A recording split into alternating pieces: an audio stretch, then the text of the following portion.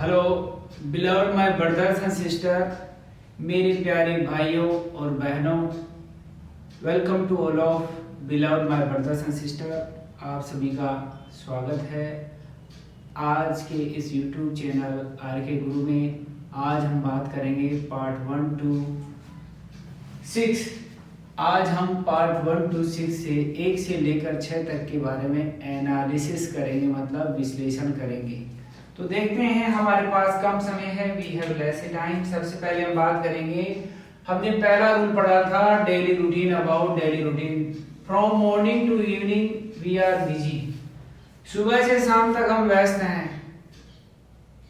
I am doing this, I am doing that, you are doing this, you are doing that, you are here, you are there, you are in this busy। आप इस तरह इनमें busy हैं। कोई किस काम में busy है तो कोई किस काम में बिजी है। सब अपने अपने समय में अपने जीवन को बिजी कर रखे हैं। तो अब हम बात करते हैं अबाउट डेली रूटीन। हमने बात की थी डेली रूटीन में डू और डज की। किसकी बात की थी? डू और डज की। ये और डू डज का ही खेल है। It is the game of do does.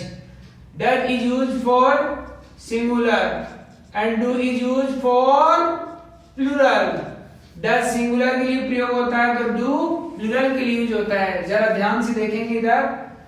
हम how to ask about daily routine. Daily routine के बारे में कैसे पूछा जाता है? जैसे सपोज आपने पूछा, क्या आप सुबह जल्दी उठते हैं? Do you get up early in the morning?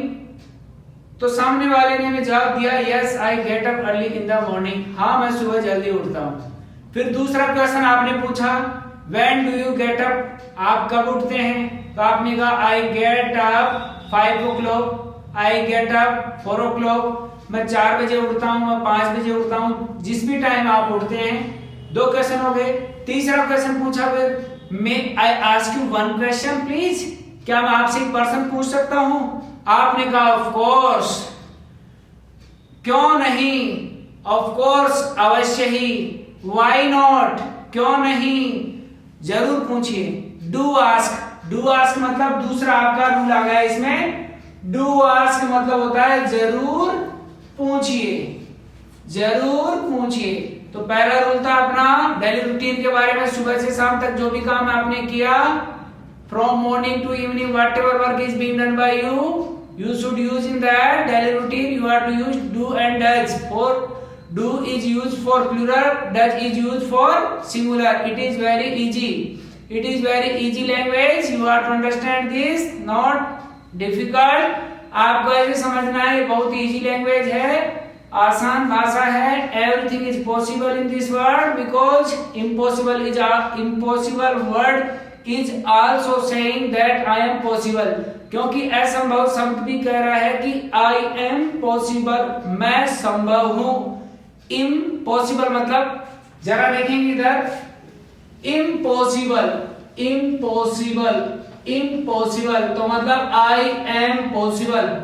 क्योंकि यदि इम्पॉसिबल वर्ड ही कह रहा है कि I am possible, then everything is possible. Sir फिर आप बताओ हमें, किसी ने कहा, क्या कहा कि आप हमें पानी को छलनी में रोक कर बताएं।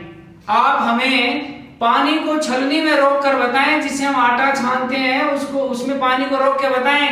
तो किसी ने क्या कहा है कि पानी को आप पानी में छलनी को जब तक घुमाते रहिए, जब तक घुमाते रहिए, जब तक कि पानी बर्फ ना बन जाए। जब तक कि पानी बर्फ न बन जाए तो छलनी में पानी ऑटोमेटिक पानी रुक जाएगा। तो सिंपल तरीके से हम बात करते हैं कि impossible, not everything is possible, I am possible, you are possible, he is possible, she is possible, it is possible, it means it is possible। yes, संभव है। then everything is possible। why you are saying that it is not possible? yes, everything is possible। तो हमने बात की। फिर दूसरे rule के अपने बात की। क्या बात की? डू आस्क, जरूर पूछिए, दूसरा रूल था अपना। तीसरा रूल क्या था? तो के भाव में कैसे? जैसे don't you know about it, क्या आप इस बारे में नहीं जानते? मैं जानता तो हूं, I do know about it, हाँ मैं इस बारे में जानता तो हूं, but I don't want to know about it, मैं इस बारे में जानना नहीं चाहता। तो दो सेंटेंस जोड़कर बनाने हैं, इसमें क्या है सेंटेंस देखो, don't you know about it, don't you know about it, don't you know about it, don't you know about it, I do know about it, मैं इस बारे में जानता तो हूं, but I don't want to know about it, मैं इस बारे में जानना कुछ भी नहीं चाहता। Then what do you want to know, तो फिर आप क्या जानना चाहते हैं? आई नो नथिंग, मैं कुछ नहीं जानता, and I don't want to know anything, और मैं कुछ जानना भी नहीं चाहता। मतलब it is the way of speaking, ये बोलने का एक तरीका है, बात से बात को जोड़ना है। Talk to talk, walk to walk, sing to sing, listen to listen and way to way, एक बात से दूसरी बात को जोड़ना ही हमारा जीवन है। यानी एक जीवन के बाद दूसरा जीवन, लाइफ, मैंने कहा था कि लाइफ को इन्वेस्ट करें, बिजी रहें, कहां व्यस्त करना है, how to get this, how to get that, आप इसी में लगे रहते हैं दिन भर। हाउ टू, मुझे कैसे प्राप्त करना है, मुझे वो कैसे प्राप्त करना है, you are busy in this, and a person should be busy in his life, एक व्यक्ति को अपने जीवन में व्यस्त होना भी चाहिए, because it is a good thing, ये एक अच्छी बात है। You are busy, I am busy, he is busy, she is busy, everything is busy, everyone is busy, everything नहीं आएगा, वहां पर एवरीवन करना पड़ेगा। जैसे एवरीथिंग, एवरीवन और एनीवन, एवरीवन, इस तरह आपको कुछ वर्ड बनाने होते हैं, जैसे समथिंग से समवन, नथिंग से नो वन, इस तरह वन टू वन हम वर्ड आपके सामने रख सकते हैं। हर वर्ड की बात करेंगे, every word is, we will talk about every word, हम हर शब्द के बारे में बात करेंगे, लेकिन वी हैव लेस टाइम, हमारे पास कम समय है। आगे बात करें हम सरकास्टिक लैंग्वेज। सरकास्टिक लैंग्वेज में क्या होता है कि इसमें, इस भाषा में जहर भरा होता है। जहर भरा, कितना रॉन्ग वर्ड लगना है सुनने में।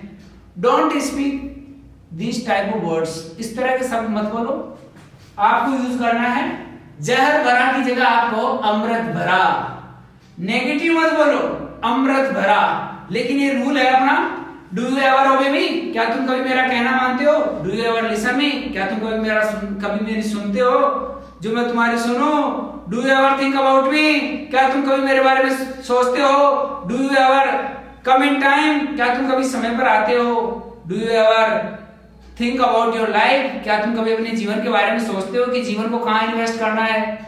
It you have a certain amount of energy and time, आपके पास एक सर्टेन अमाउंट ऑफ एनर्जी है, एक निश्चित, you have not a unlimited time and unlimited life, no, it is a limited time and limited energy, limited life, everything is limited, but you are thinking that I am here for a long time, कि मैं यहाँ पर लंबे समय के लिए हूँ। No, you are not here for a long time, you are here for short time, you don't know, I don't know where we are, हम कहाँ हैं और कब कहाँ पर कौन कहाँ कैसे चले जाए।